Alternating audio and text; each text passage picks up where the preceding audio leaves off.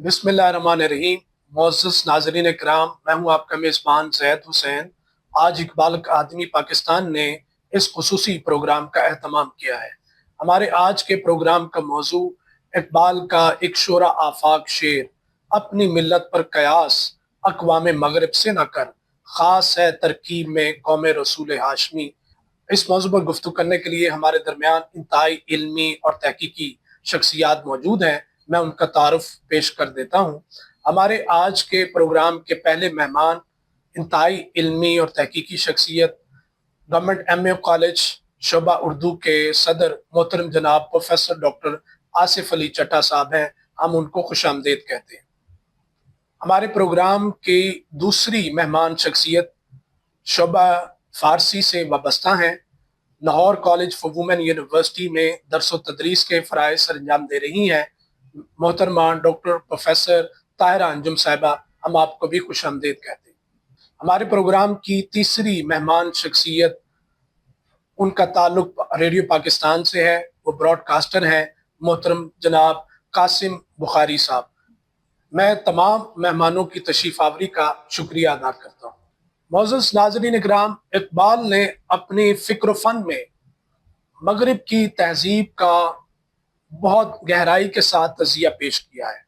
उन्होंने मगरिबी तहज़ीब की खूबियों और ख़ामियों को अपने कलाम में, अपनी शायरी में, अपने अफ़कार में वाज़ेह तौर पर पेश किया है।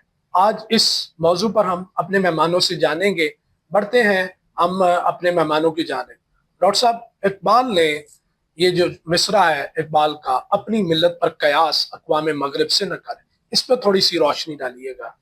जी, बिस्मिल्लाहिर्रहमानिर्रहीम। सबसे पहले तो मैं इकबाल अकादमी का शुक्रगुजार हूँ कि आज के इस प्रोग्राम में एक अहम मौजू पर शरीक गुफ्तगू होने के लिए हमें मदऊ किया गया।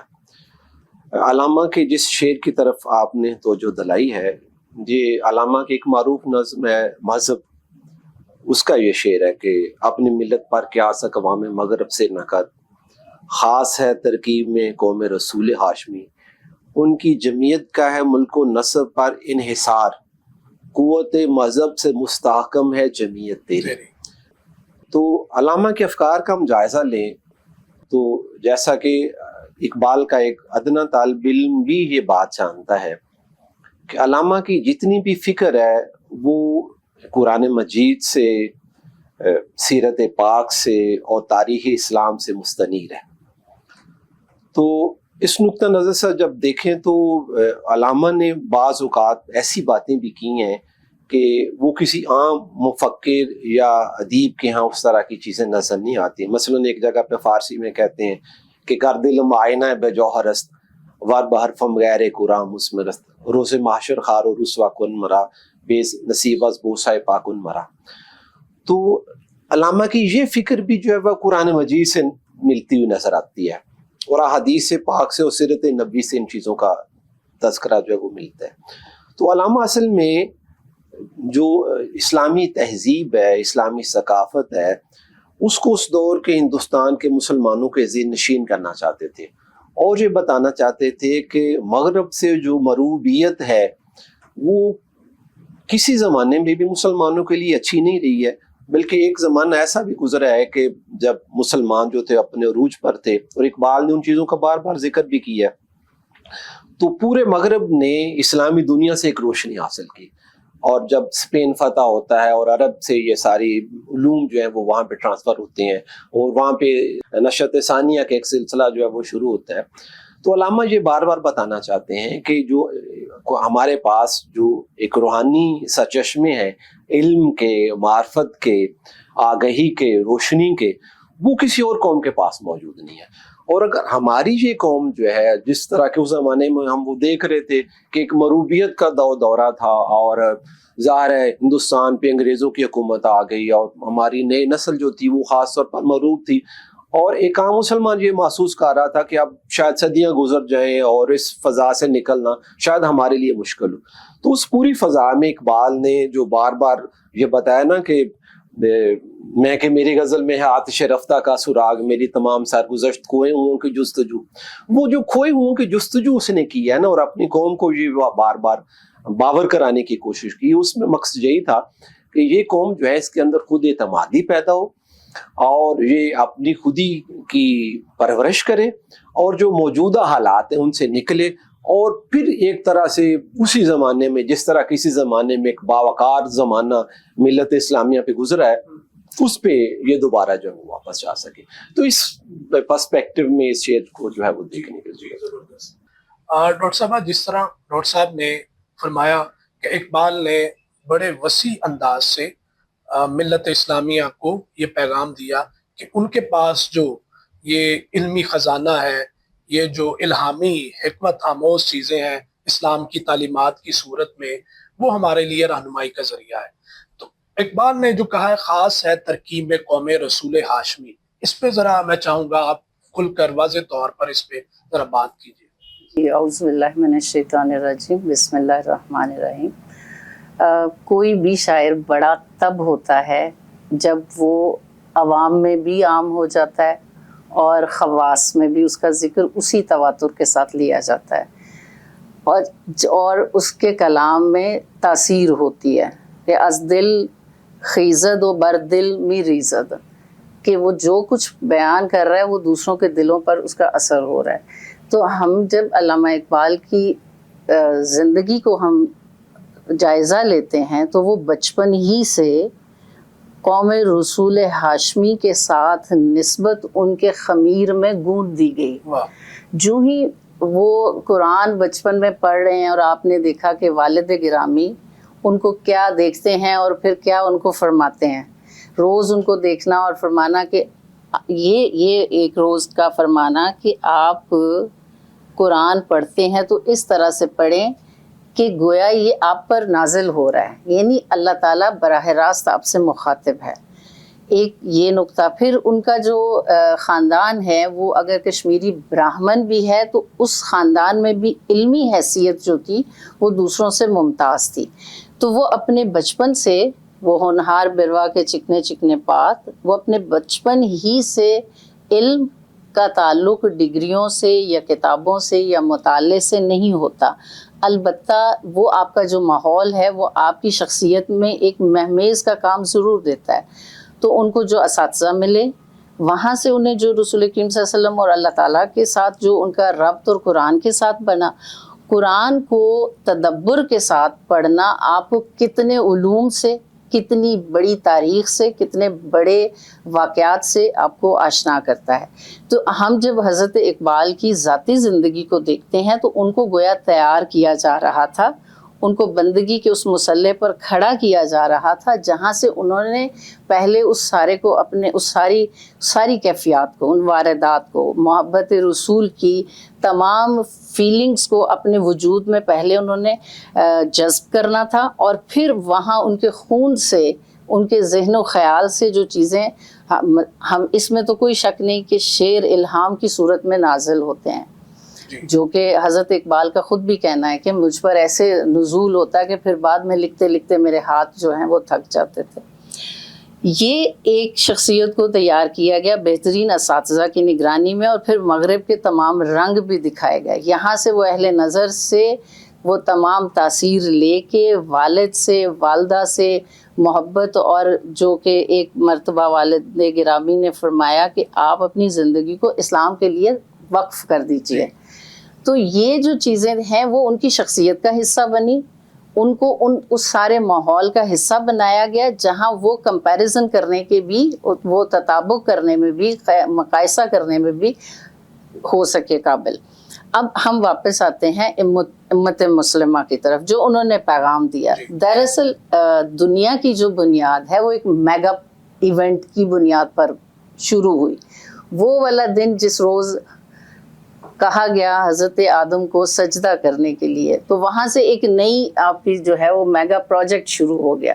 سب سے اشرف المخلوقات، اس کی تخلیق پر شیطان کا جزبز ہونا، تکلیف میں آنا، اس کا نام ہی چینج ہو جانا، وہ عزازیل سے ابلیس بن جانا. تو گویا وہ ایک سلسلہ تھا جس کو لے کر ہم اس دنیا میں آئے.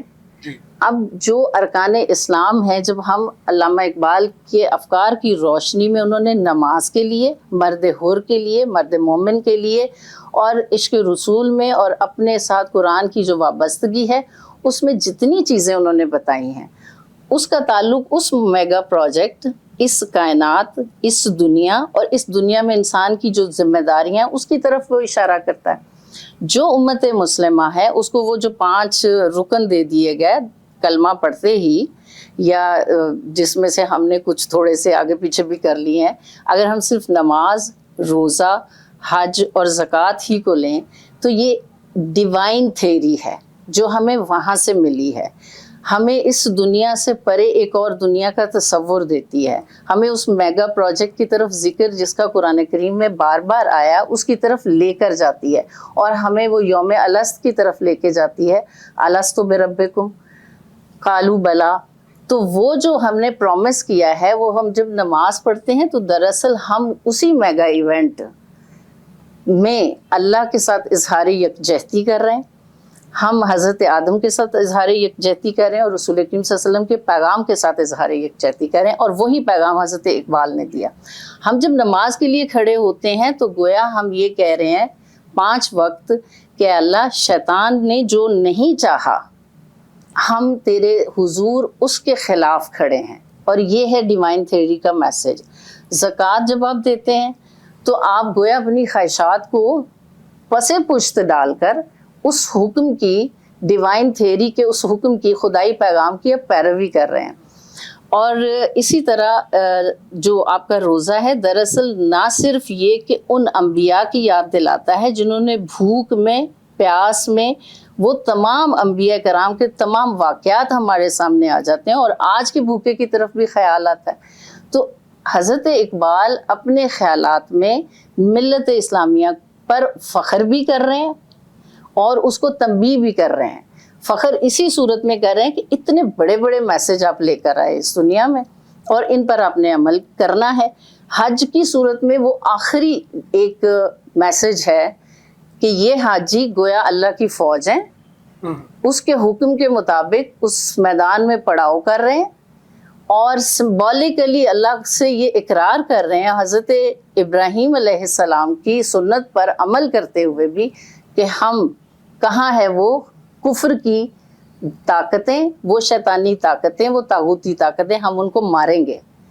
وہ جب آپ کو اصلی شکل میں نظر نہیں آتی تو آپ اس کو سمبولیکلی آپ اس کو کنکریاں مارتے ہیں۔ کیا ہم اس طرح سے باقاعدہ انہی خیالات کے ساتھ نماز، روزہ، حج اور زکوٰۃ کی اسی روح کے ساتھ ہم فخریہ طور پر اس میگا ایونٹ کا جواب دے رہے ہیں جو ابلیس نے للکارا تھا؟ تو یہ ہے قوم رسول ہاشمی جو کہ حضرت اقبال کے ہاں ہمیں بار بار نظر آتی ہے، نبی کریم صلی اللہ علیہ وسلم کے ساتھ محبت کی صورت میں بھی، اور اللہ کے پیغام کو پہنچانے کی صورت میں بھی، اور ان تمام واقعات جو قرآن کریم میں ذکر ہوئے ہیں، ہر آیت کا ایک کمال ہی شان نزول ہے۔ تو جہاں جہاں ہم نبی کریم صلی اللہ علیہ وسلم کے ساتھ حضرت اقبال کا جو تعلق ہے، ربط ہے اور نسبت ہے، اور اس کے بعد وہ خصوصی طور پر بدوی تہذیب سے محبت کرتے ہیں، عرب سے محبت کرتے ہیں، اس کے ریگستانوں سے محبت کرتے ہیں، اس کی اونٹنی سے محبت کرتے ہیں، اس کو پھر استعارات میں استعمال کرتے ہیں، تلمیحات میں استعمال کرتے ہیں۔ وہ جو علامہ اقبال کی نسبت ہے قوم رسول ہاشمی سے، وہ اس محبت کی وجہ سے بھی ہے۔ جہاں وہ عشق رسول کا ذکر کرتے ہیں، جہاں قوم رسول ہاشمی کا ذکر کرتے ہیں، وہاں وہ عرب میں چلے جاتے ہیں، وہ وہاں سے باہر ہی نہیں نکلتے، وہ وہاں سے باہر نہیں نکلیں گے۔ انہوں نے وہ لبادہ اوڑھ لیا جو عشق رسول میں بھرا ہوا ہے، اور جب وہ ہمیں اس میں نظر آئیں گے تو ہم نے اقبال کے اس پیغام کو صحیح طرح سے سمجھنا ہے کہ وہ کیسی قوم کو چاہتا ہے اور وہ کتنا فخر کر رہا ہے وطنیت سے دور کر کے، مطلب ایمان، وحدت ایمانی اور اللہ کے ساتھ، رسول کریم صلی اللہ علیہ وسلم کے ساتھ، حضرت آدم علیہ السلام سے، حضرت ابراہیم علیہ السلام سے، یہ جو جتنے بھی ارکان ہیں ان میں ہم ان سے اظہار یکجہتی کر کے ان طاغوتی قوتوں کے خلاف ہم کر رہے ہیں۔ یہ ڈیوائن تھیوری ہے۔ اب آ جائیں مغربی تہذیب کی طرف، وہ ہے ڈارون تھیوری جن کو اس دائرے سے باہر کسی دنیا کی طرف جانے پلٹنے لوٹنے کا کانسیپٹ ہی نہیں ہے. جی جی وہ ان کا دماغ ہے مادی پرست. تو اس لیے ہمارے لیے اس چیز کو سمجھنا بہت ضروری ہے کہ قوم رسول ہاشمی کا جو اصل پیغام انہوں نے دیا اور بار بار دیا اور انہی واقعات کو بار بار دہرایا کہ تم کس قدر قابل فخر قوم ہو. جب تم کلمہ پڑھ لیتے ہو تو پھر تمہارا ڈی این اے تمہارا خون کسی بھی قوم کا ہو, اب تم اس دائرے میں آ گئے ہو جو قوم رسول ہاشمی کی ہے. زبردست زبردست, بہت شکریہ ڈاکٹر صاحبہ.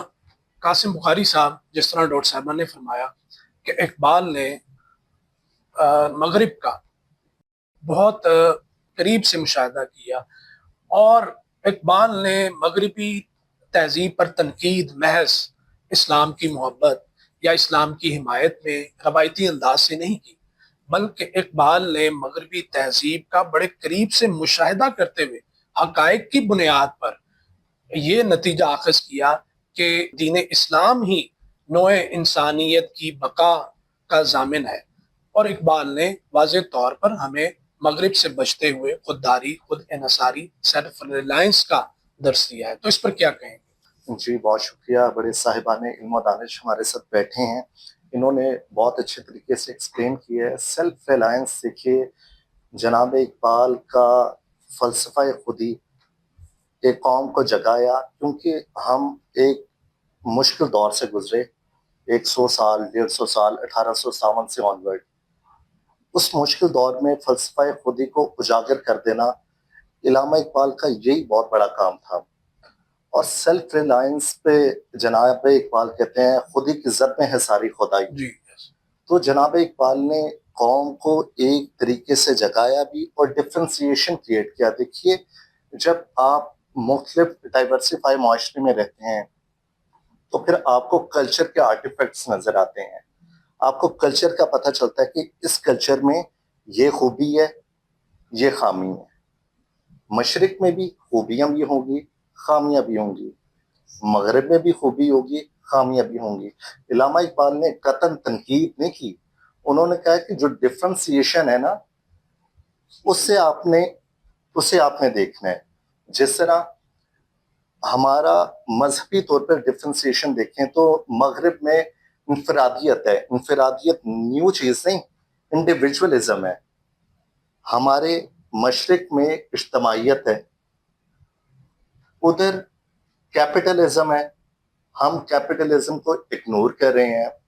ہم کہتے ہیں کیپٹلزم میں یہ ہوگا کہ جس کا پیسہ ہوگا وہی کمائے گا, باقی خسارے میں. ہمارے اسلامک سسٹم میں جس کا پیسہ ہوگا وہ خسارے میں بھی ہوگا, وہ نفع میں بھی ہوگا. پھر ہمارے خاندانوں میں اجتماعیت ہے, ادھر انڈیویجولزم ہے. سیلف ریلائنس کو جو مسلمانوں نے خصوصاً میں پاکستان بننے کے بعد جس طرح پاکستانی قوم نے سیلف ریلائنس کا فلسفہ خودی پہ جس طرح بلیو کیا اور امپلیمنٹ کیا, اس کی سب سے بڑی ایگزامپل پاکستان ایک نووارد ملک, کچھ عرصے بعد جنگ ہو جاتی ہے, اور سیلف ریلائنس کرتے ہوئے ہم نے ایک اپنے 3 گنا بڑے دشمن کا مقابلہ کیا. ہم نے جذبہ ایمانی سے مقابلہ کیا, کیونکہ ہمارے پاس اتنے ریسورسز نہیں تھے. تاریخ بتاتی ہے کہ جو ہمارا حصہ بھی تھا وہ بھارت کی طرف سے نہیں دیا گیا. ریزرو بینک آف انڈیا نے وہ کنٹرول کر لیے پیسے. ہم نے سیلف ریلائنس کیا, ہم خودی کے تحت, ہم جذبہ ایمانی کے تحت لڑے, ہم اس فیز سے نکلے. تو 74 پہ بھارت نے ایٹمی دھماکہ کیا. پاکستانی قوم نے اسی فلسفہ خودی پر امپلیمنٹیشن کرتے ہوئے ہم نے جہد مسلسل کی, اور ہم نے 1998 میں اس کا جواب دیا. اور سیلف ریلائنس کی ایک اور سب سے بڑی مثال, ہم نے کیپٹلزم کو اڈاپٹ کبھی بھی نہیں کیا. آپ دیکھیے گا کہ ابھی بھی ہمارے جو سسٹم ہے, معاشی سسٹم دیکھ لیجیے, اس میں زیادہ پینیٹریشن اسلامک تھنکنگ کی ہو رہی ہے. اقبال نے کہا تھا جامع جم سے اچھا ہے جامع سفال. تو ہم اپنی روٹس کو لیتے ہوئے چل رہے ہیں. اقبال نے اسی طرح بخاری صاحب اپنے فارسی کلام میں بہت ساری حکایات کے ذریعے خودداری اور خود انحصاری کا درس دیا ہے. بالکل جس طرح وہ ایک شعر میں فرماتے ہیں، چن حباب از غیرت مردان باش، بالکل ہم بے بحر اندر نگو پیمانے باش، کہ تم خودداری اور خود انحصاری کا سبق اس بلبلے سے سیکھو جو سمندر میں رہ کر بھی اپنا کاسا الٹا رکھتا ہے، وہ سمندر کے پانی کا احسان گوارا نہیں کرنا چاہتا. بالکل تو بالکل اقبال نے تو ہمیں آغاز سے ہی خودداری خود انحصاری کا درس دیا ہے. جی بالکل، آپ بالکل ٹھیک کہہ رہے ہیں. اور چونکہ میں کرنٹ افیئرس کا طالب علم ہوں، میں آپ کو بتاتا چلوں کہ ابھی پچھلی 3 دہائیوں میں جب ہم نے رسپانس دیا انڈیا کو، چونکہ آج کل پاکستان انڈیا سچویشن انڈیا کی طرف سے کانفلکٹ بھی ہے، سیلف ریلائنس پہ میں آپ کو بتاتا چلوں کہ ہماری حکومت کو ایٹمی دھماکے نہ کرنے پر تب بلینز ڈالرز کی ایڈ کا وعدہ کیا گیا، جو سیلف ریلائنس پر عمل کرتے ہوئے ہمارے سابق وزیر اعظم نے جی رد کیا اور ایک انرشیا توڑا، لوگوں کو بتایا کہ سیلف ریلائنس کرتے ہوئے کوئی قوم سسٹین کر سکتی ہے، جی جس کی زندہ مثال ہم ہیں. ہم پاکستانی ہیں جو امت مسلمہ میں پہلی ایٹمی طاقت ہے، اور جس کا یہ خاصہ ہے، اس نے فلسطین کے لیے، اس نے کشمیر کے لیے ہمیشہ آواز اٹھائی، اور فلسفہ خودی پر عمل کرتے ہوئے، جذبہ ایمانی پر عمل کرتے ہوئے ہم آج تک سسٹین کر رہے ہیں. جی اے طائر لاہوتی اس رزق سے موت اچھی، جس رزق سے آتی ہو پرواز میں کوتاہی. جی بہت شکریہ ڈاکٹر صاحب. آپ کی جانب بڑھوں گا. گفتگو بڑے ہی اہم مرحلے کی طرف بڑھ رہی ہے. جس طرح آپ نے اپنی گفتگو میں آغاز میں کہا کہ اقبال جو ہے وہ تقلید مغرب سے بچتے ہوئے قرآن سے، حضور صلی اللہ علیہ وسلم کی تعلیمات سے جڑنے کا پیغام دے رہے ہیں. تو اقبال نے اپنے کلام میں قرآن مجید کے اسرار و رموز کو بھی کھول کر بیان کیا ہے. یہی وجہ ہے کہ حضور صلی اللہ علیہ وسلم کی تعلیمات کا بھی اور عشق مصطفیٰ صلی اللہ علیہ وسلم کا بھی درس ان کی شاعری میں ملتا ہے. کبھی وہ فرماتے ہیں، گر تمہیں خواہی مسلمان زیستن نیس ممکن جذبہ قرآن زیستن، کہ اگر تم مسلمان کی حیثیت سے زندگی گزارنا چاہتے ہو تو یہ قرآن کے ساتھ مضبوط تعلق جوڑے بنا ممکن نہیں. پھر ایک جگہ فرماتے ہیں، قرآن میں ہو غتزن اے مرد مسلمان، اللہ کرے تجھ کو عطا جدت کردار. تو یہ جدت کردار کیسے حاصل ہوگا اگر ہم مغرب کی تقلید سے، جو کہ آج سائنس اینڈ ٹیکنالوجی میں بہت آگے ہے، تو کیا ہمیں اس ضمن میں کیا دیکھنا ہوگا؟ اس پر ذرا روشنی ڈالیے گا. ڈاکٹر صاحب بہت اہم سوال آپ نے کیا. میں یہاں پہ یہ عرض کرنا چاہتا ہوں کہ علامہ نے چونکہ ابتدا سے لے کے جب یورپ کے وہاں پہ بھی جیسے کہ ذکر ہوا کہ قریب سے اس تہذیب کا بھی مشاہدہ کیا، اور ظاہر ہے وہ ایک غیر معمولی ذہین طالب علم تھے. مشرق کا بھی بہت اچھا ان کا مطالعہ تھا، جیسے بھی بات ہوئی ہے قرآن مجید کا، دین کا، تاریخ کا. تو اس سے یہ غلط فہمی نہیں پیدا ہونی چاہیے کہ علامہ مغرب کی اچھی چیزوں کو لینے کی طرف نہیں جاتے. وہ ایسا نہیں کہتے. وہ کہتے کہ جو چیزیں، دیکھیں ہمارا دین یہ کہتا ہے کہ بھئی حکمت مومن کی گمگشتہ میراث ہے، جہاں سے ملے لے لے. تو اس حوالے سے وہ منع نہیں کرتا. وہ علامہ جو ہے نا وہ کہتے ہیں کہ وہ آپ یہ ذرا تجزیہ کر لیں کہ کون سی چیزیں اس قوم کو ترقی کی طرف لے کے گئی ہیں، وہ آپ ضرور وہاں سے آ سکتے. مثلا وہ کہتے ہیں کہ قوت مگر ناز چنگرو باب نیزرک سے دخترانے بے حجاب، قوت مغرب از علم و فن است از ہمی آتش چراغش روشن است. کہ آپ جو علم و فن ہے وہ ان سے لیں، آپ صرف لباس ان جیسا پہن لیں اور ان جیسی زبان اختیار کر لیں اور کلچر، تو یہ ترقی کے راستے جو ہیں وہ نہیں ہیں. تو علامہ یہ نہیں کہتے کہ آپ وہاں سے چیزیں نہ لیں. وہ تو کہتے ہیں مشرق سے ہو بیزار نہ مغرب سے حذر کر، فطرت کا اشارہ ہے کہ ہر شب کو سحر کر. تو وہ یہ چیز کلیئر ہونی چاہیے. اور ظاہر ہے وہ خود بھی وہاں پہ گئے اور ساری یہ چیزیں مطالعہ کرنے کے بعد اس مقام پر پہنچے.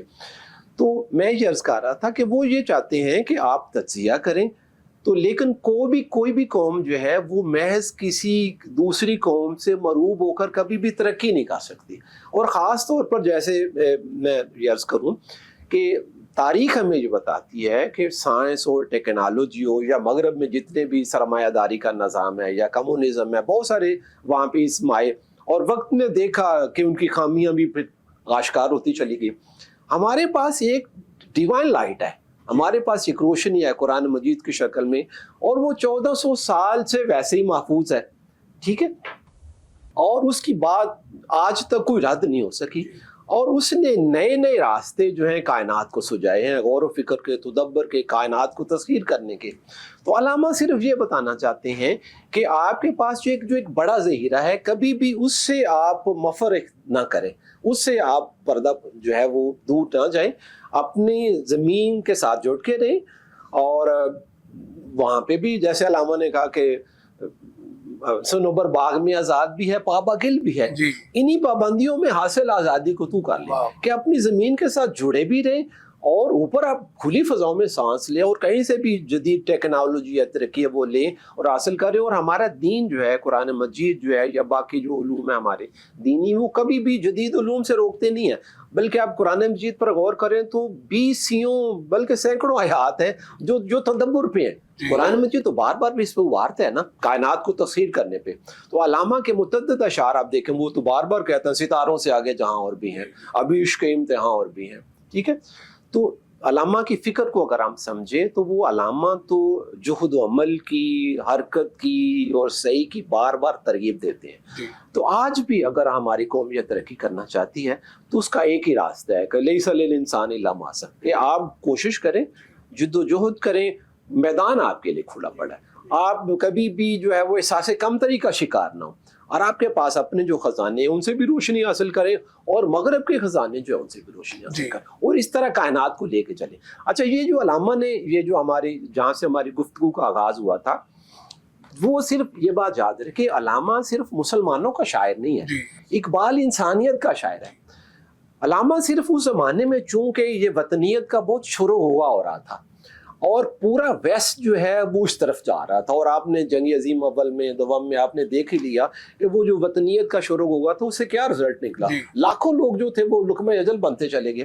تو علامہ اصل میں یہ بتانا چاہتے تھے کہ یہ جو مغرب ہے وہ آپ کو بھی اسی وطنیت میں لا کے بار بار تقسیم کرنا چاہتا ہے، اور انہوں نے کیا بھی۔ جب جنگ عظیم اول ختم ہوئی اور ترکی کے حصے بکھرے ہوئے، آپ دیکھتے ہیں یہ ہوا نا کہ اس پہ کسی نے قبضہ کر لیا، اس پہ کسی نے قبضہ کر لیا۔ اچھا، یہ وطنیت کے حوالے سے یہ بات میں یہ بھی عرض کرتا چلوں کہ یہ ایک ایسا موضوع تھا جس میں علامہ نے یہاں پہ بھی تذکرہ کیا کہ علامہ کی پوری زندگی میں علامہ نے اس کو برتا ہے۔ آپ بالکل آغاز سے بھی لے لیں اور ارمغان حجاز کو بھی دیکھ لیں، تو مسلسل ایک چیز بار بار مسلمانوں کو ذہن نشین علامہ کرواتے رہے کہ بھئی ہماری جو ملت ہے اس کی اساس مغرب کی وطنیت پر نہیں ہے۔ اور علامہ کی جو نظم ہے حسین احمد ارمغان حجاز، مصطفیٰ برساں کی اشراق کے دی ہماؤس، اگر باؤ نہ رسیدی تمام بود۔ تو وہ شروع کیا ہوتی ہے کہ عجم ہنوس نہ دانت رموز سے دی ورنہ ایسے دیوبند حسین احمد این چے بول جبیس سرود بارسر ممبر کے ملت از وطن است چے بے خبر سے مقام محمد عربیس با مصطفیٰ برساں کی اشراق کے دی ہماؤس اگر باؤ نہ رسیدی تمام بولا حبیس۔ تو علامہ یہ بتانے چاہتے ہیں کہ یہ جو وطنیت کے بت کھڑے کیے جا رہے ہیں، جس کو علامہ نے شروع میں کہا، ابتدا میں علامہ نے بھی کہا پتھر کی مورتوں میں سمجھا ہے تو خدا ہے، حاک وطن کا مجھ کو ہر ذرہ دیوتا ہے۔ تو نیا شوالا سے جو ایک سلسلہ شروع ہوا، تو لیکن اقبال جب پورا اس کو اسٹڈی کر کے لاتے ہیں اور گزر کے آتے ہیں تو پھر علامہ اس کو بہت اہمیت دیتے ہیں، اور اپنے آخری ایام میں، مجھے یاد آ رہا غالباً فروری 1938 میں اپنی ایک تحریر میں انہوں نے لکھا کہ میری زندگی کا کوئی کم و بیش آدھا حصہ جو ہے یہ وطنیت کی اور مذہب کی جو اس کا جو تصور ہے وہ سلجھاتے ہوئے گزرا ہے۔ تو وہ آپ اس کو، یعنی وہ اتنا ہم سمجھتے تھے کہ ایک جگہ پہ کہتے ہیں کہ بڑھ کے خیبر سے ہے یہ مار کے دین و وطن، اس زمانے میں کوئی حیدر کرار بھی ہے۔ تو یہ جو دین و وطن کا مارکا تھا وہ علامہ کہتے تھے یہ خیبر سے بھی بڑھ کے ہے۔ تو یہ وہ ذہن نشین کروانا چاہتے تھے کہ مسلمانوں کو یہ بات یاد رکھنی چاہیے کہ جو ملت اسلامی ہے، ملت مصطفی ہے، اس کی بنیاد جو ہے وہ رنگن نسل پہ، وطنیت پہ، جغرافیائی حد بندیوں پہ نہیں ہے۔ وہ چاہے صہیب رومی ہے، چاہے وہ بلال حبشی ہے، چاہے وہ سلمان فارسی ہے، وہ ایک ہی صف میں آپ کو کھڑے نظر آئیں گے۔ اس لیے علامہ اس کو بڑی خوبصورت ایک جگہ پہ بیان کرتے ہیں کہ بازو تیرا توحید کی قوت سے قوی ہے، اسلام تیرا دیس ہے، تو مصطفی۔ واہ واہ واہ، ڈاکٹر صاحب بہت شکریہ۔ بڑھتے ہیں ڈاکٹر صاحب کی جانب۔ ڈاکٹر صاحب جس طرح ابھی ڈاکٹر آصف علی صاحب نے فرمایا کہ بازو تیرا توحید کی قوت سے قوی ہے، اسلام تیرا دیس ہے، تو مصطفی ہے، پھر وہ جو نظم جس کا ہم آج تذکرہ کر رہے ہیں اس میں اقبال نے کہا ہے ان کی جمعیت کا ہے ملک و نسب پر انحصار، قوت مذہب سے ہے مستحکم جمعیت تیری. تو اس پر آپ روشنی ڈالیے گا, میں چاہوں. اچھا, ابھی یہ دیکھیں سر نے ابو لہبی کا ذکر کیا, اور آپ جس طرح سے کہہ رہے ہیں میں ان کو آپس میں اس طرح سے ذرا جوڑنا چاہتی ہوں کہ ابو لہب ابو الحکم تھا, یعنی حکمت والا تھا, وہ دانائی والا تھا. ہماری ملت اسلامیہ جو ہے اس کو ضرورت ہے اجتماعیت کی اور اتحاد کی اور وحدت کی. تو اس کے لیے ان کو جانا واپس اپنی اصل پہ پڑے گا. ہم بہت سارے معاملات میں کچھ ایڈیشنل رسومات, اور اس کو میں بدعات نہیں کہوں گی کیونکہ بدعات بھی بہت آسان ہیں اور وہ ارتقائی ضرورت کے تحت ہیں. ہم مذہب اور سائنس کو الگ نہیں کر سکتے. ہم اپنی اصل کو پہچان نہیں پا رہے ہیں کس طرح سے کہ ہمیں شاید یہ بتا دیا گیا کہ قرآن کریم کو آپ نے لپیٹ کر اوپر رکھنا ہے, اس کی تلاوت کرنی ہے, ایک حرف پر 10 نیکیاں ملیں گی. تو ہم رمضان شریف میں بہت سارے حروف اور کتنی مرتبہ قرآن کریم کی تلاوت کر کے, اور تلاوت کا مفہوم بھی ہم نے صرف یہی لیا کہ صرف پیپر ریڈنگ ہے, اور ہم اتنے بڑے محبت والے ہیں قرآن سے کہ ہم اس کو بار بار پڑھتے ہیں اور اس کی تعداد بھی بتاتے ہیں, لیکن آفرین ہے ہمارے ذہنوں پر کہ جو اس میں لکھا ہوا ہے اس کو نہیں پڑھتے. ہم یہاں بیٹھے ہوئے ایک انٹلیکچوئل ٹاک کرتے ہوئے اپنی رائے تو دے رہے ہیں کہ قرآن کریم کا میسج جو ہے وہ تدبر ہے, تفکر ہے, کل سیروا فی الارض ہے, اور اس میں اپنا ایکسپوجر بڑھانے کا ہے, اپنا پینوراما وسیع کرنے کا ہے, اپنے سوچ کو آفاقی بنانے کا ہے. لیکن اس کے لیے پھر ہمیں واپس ادھر ہی جانا پڑے گا, اس طرح سے نہیں جس طرح سے ہمیں سمجھا دیا گیا کہ اس کو ریشمی غلاف میں سنبھال دینا ہے. جی, اس پہ نا اقبال کا مجھے شعر روڈ سمجھ یاد آ رہا ہے, جس میں اقبال فرماتے ہیں با آیاتش ترا کار جزئی نیس کہ از یاسین او آسان بمیری. کہ مسلمانوں نے قرآن کے ساتھ صرف اتنا ہی تعلق جوڑ رکھا ہے کہ جب نزا کے وقت بدن سے روح نہ نکل رہی ہو تو سورہ یاسین پڑھ کے بدن سے روح نکال دی. علامہ اقبال کا پیغام بھی ہمارے عام پاکستانی کو یا دنیا میں جس کو شوق ہوگا, ذوق ہوگا, اور اس کے بعد اس کو اپنے اندر جذب کرنے کے بعد اس سے کیا کشید کرے گا, جب تک یہ والی اپروچ نہیں آئے گی قرآن اور اقبال کو سمجھنے کے لیے, تب تک وہ میسج پورا نہیں ہو سکتا. کہ ہمیں بہت ضرورت ہے کہ ہم یہ سمجھیں کہ اس پر عمل کرنا ہے, اس کو پڑھنا نہیں ہے, اس پر عمل کرنے کا ثواب ہے. دیکھیں ماتن اللہ تعالیٰ کی ذات ہے اور اس کو پہنچانے والی رسول کریم صلی اللہ علیہ وسلم کی ذات ہے. وہ جو ابو حکم ہے وہ ابو جہل جب بنا کیونکہ اس پر نظر کرم رسول پاک اور اہل بیت اور اللہ کی نہیں تھی. تو وہی چیز قبول بارگاہ ہوتی ہے جس کے قول, عمل, اخلاص اور قدم میں خلوص ہو اور گواہ ہو کہ آپ کا جو قول ہے اس پر آپ کا عمل گواہی دے, آپ کا جو عمل ہے اس پہ اخلاص گواہی دے, آپ کا جو اخلاص ہے اس پہ آپ کا قدم گواہی دے. آپ کا قدم صحیح ہوگا تو آپ کا قول صحیح ہوگا, آپ کا عمل صحیح ہوگا تو آپ کے نقش قدم پہ کوئی چلے گا. تو اقبال اپنے نقش قدم پہ چلنے کی بات نہیں کرتے ہیں. جیسے وہ اولیاء کرام سے بہت محبت کرتے تھے کہ جب گئے تو حضرت خواجہ نظام الدین جب یورپ میں گئے پڑھنے کے لیے تو وہاں ان کی بارگاہ میں جا کر دعا مانگ کر گئے, اور پھر واپسی پر بھی اسی طرح سے وہ کیا. وہ اتنی محبت ہے کیونکہ خواجہ نظام الدین اولیاء میسج دے رہے ہیں اللہ اور رسول کریم صلی اللہ علیہ وسلم کے ساتھ تعلق کا. ولی نبی نہیں ہے, نبی کا نمائندہ ہے. اقبال اللہ اور رسول کے نمائندے کی حیثیت میں جب ہم سمجھیں گے تب یہ قوم اس اجتماعیت کے پیغام کی طرف آ سکتی ہے. زبردست زبردست. بخاری صاحب, اقبال نے خود انحصاری پر بہت زور دیا ہے اور وہ سمجھتے ہیں کہ جب تک خودداری اور خود انحصاری پیدا نہیں ہوگی اس وقت تک ہم مغربی کی تقلید سے بچ نہیں پائیں گے. وہ تو اقوام عالم میں عزت اور وقار کا ذریعہ خودی اور خود انحصاری پر دیتے ہیں, اور وہ مختلف اشعار میں واضح بھی کرتے ہیں. ایک جگہ فرماتے ہیں تراش از تیشائے خود جادہ خیش براہ دیگران رفتن عذابس, کہ اپنے تیشے سے اپنا راستہ خود تراشو, دوسروں کے بنائے ہوئے راستے پہ چلنا عذاب سے کم نہیں. جی. اور پھر ایک جگہ فرماتے ہیں کہ جو عالم ایجاد میں ہے، صاحب ایجاد، ہر دور میں کرتا ہے طواف اس کا زمانہ. تو اس پر آپ کیا کہیں گے؟ دیکھیے، اگر اس زمانے میں دیکھا جائے تو اقبال نے تقلید کا ہرگز یہ نہیں کہا تھا کہ آپ نے تقلید نہیں کرنی. اقبال کا تھا پیغام. میں دوبارہ کہتا ہوں، دیکھیے اگر اقبال کا فلسفہ دیکھا جائے تو اقبال نے کہا تھا کہ کھول آنکھ، زمیں دیکھ، فلک دیکھ، فضا دیکھ، مشرق سے ابھرتے ہوئے سورج کو ذرا دیکھ. اس کا مطلب یہ تھا کہ آپ علم بھی حاصل کریں، حکمت بھی حاصل کریں. اس میں مشرق مغرب کی تفریق نہیں ہے.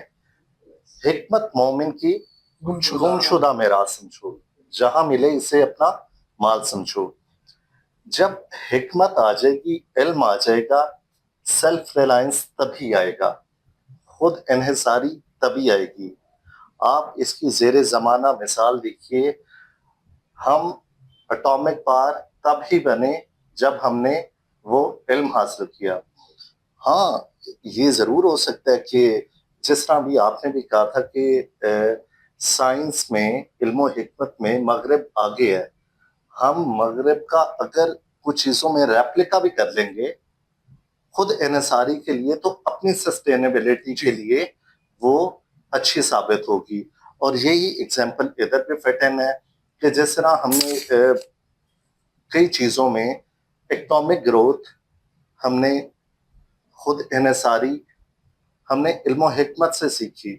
اکنامک گروتھ تبھی آئی جب ہم نے معاشی نظام کو سمجھا، جب ہم معاشی نظام میں ایک انٹرونشن لے آئے. فار ایگزامپل، میں نے پہلے بھی ابھی کہا تھا کہ کیپٹل سسٹم میں ایک جو سسٹینیبل سسٹم تھا وہ چل رہا تھا. ہم ایک انٹرونشن لائے اور ہم نے کہا کہ ہمارے اسلام میں یہ نظام ہے. آپ دیکھیے گا اسلامک بینکنگ پاکستان میں ہی نہیں، سعودیہ، دبئی اور دوسرے ممالک میں بھی یہ انٹروین کر رہا ہے سسٹم. یہ سسٹم انٹروین کرے گا تو سرکولیشن بڑھے گی، سرکولیشن بڑھے گی تو ہم پہ لوگ ریلائنس کریں گے، ہمارے سسٹم پہ ریلائنس کریں گے. تو یہ امپورٹنٹ ہے کہ ہم سسٹینیبلٹی کے لیے، خود انحصاری کے لیے وہ پہلے سسٹم سیکھ لیں، سسٹم پڑھ لیں، سسٹم دیکھ لیں. اور ہم نے سسٹم دیکھے اور اس کی وجہ سے آج ہم سسٹینیبل بھی ہیں. جی. اس میں نا اقبال کا ایک شعر مجھے یاد آ رہا ہے بخاری صاحب، کہ اقبال نے فرمایا ہے، گر از دست تو کار نادر آیت، گناہی ہم اگر باشد ثواب است. کہ اگر تمہارے ہاتھ سے کوئی نادر و نایاب کام ہو جائے تو بعد میں پتہ چلے کہ یہ غلطی تھی، گناہ تھا، تو اقبال کہتے ہیں میری نظر میں وہ ثواب ہے. اب جب آپ نے اٹامک گروتھ کی بات کی ہے تو اس وقت بھی اور آج بھی یہ بحث کی جا رہی ہے کہ ایٹم بم تو انسانیت کے لیے خطرہ ہے. تو لیکن پھر مجھے اقبال کا یہ شعر کہ گر از دست تو کار نادر آیت، گناہی ہم اگر باشد ثواب است، تو کیا کہیں گے اس پہ؟ دیکھیے، ریسنٹ سچویشن میں جو ریسنٹ سچویشن ہو رہی ہے، فار ایگزامپل پاک انڈیا کانفلکٹ جو آ رہا ہے، انڈیا کی طرف سے کانفلکٹ آ رہا ہے. اگر ہم اٹامک پاور نہ بنتے، دیکھیے ایک تو پرسپیکٹو یہ بھی ہے نا کہ اس سے تباہی ہوگی، بالکل تباہی ہوگی. لیکن یہ اپنا سیلف ڈیفنس کے لیے امپورٹنٹ ہے.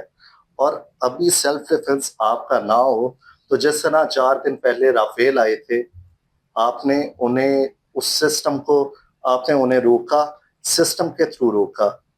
تو اگر آپ پڑھیں گے نہیں تو سیلف ریلائنس نہیں کر سکیں گے.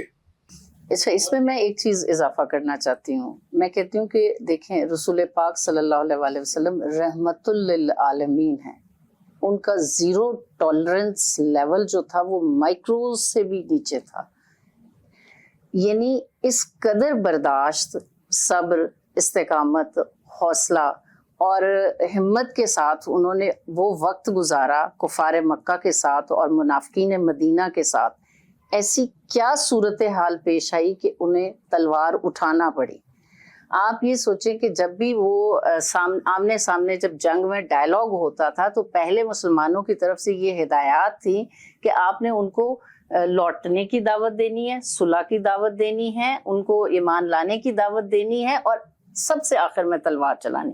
وہ دین جو رحمت للعالمین لے کر آئے، وہاں قتل و غارت کا کوئی کانسیپٹ نہیں تھا، مگر انہوں نے کتنا برداشت کیا۔ قرآن کریم میں جا بجا وہ سارے واقعات، اللہ تعالیٰ کیسے ایک ایک وہ تکلیف دہ واقعہ جس سے آپ کو گزرنا پڑا، آپ کو صبر کی تلقین کی، آپ کو فرمایا گیا کہ یہاں پہ آپ ہمت سے کام لیں، آپ کا کام صرف پہنچانا ہے، آپ صبر کیجئے۔ اور وہ تمام ہجرتیں جو ہوئیں وہ اسی صبر کی عملی شکل تھی، وہ تلوار نہیں اٹھانا چاہتے تھے۔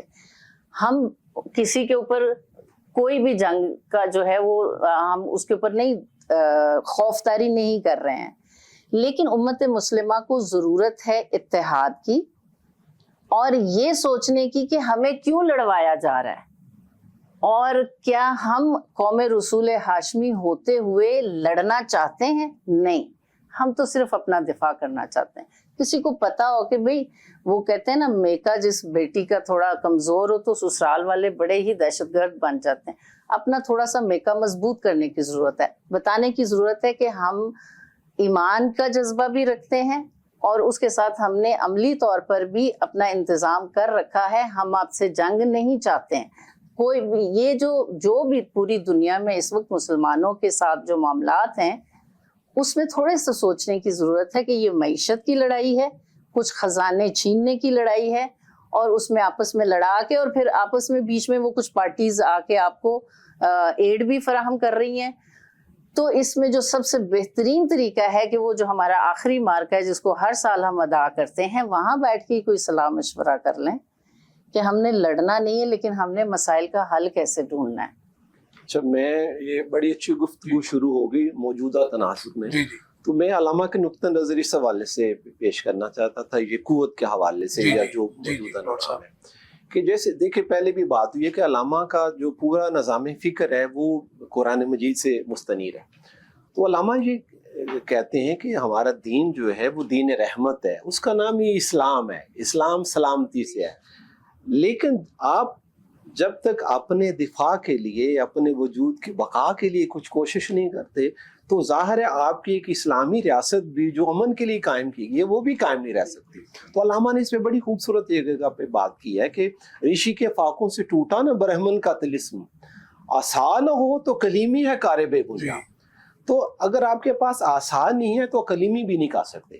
اچھا، یہاں پہ ایک اور بات کی وضاحت کرتا چلوں کہ علامہ کہتے ہیں کہ ایک غیر مسلم آدمی کے پاس اور ایک اسلامی ریاست کے پاس اگر طاقت ہے تو دونوں میں ایک بنیادی فرق ہے۔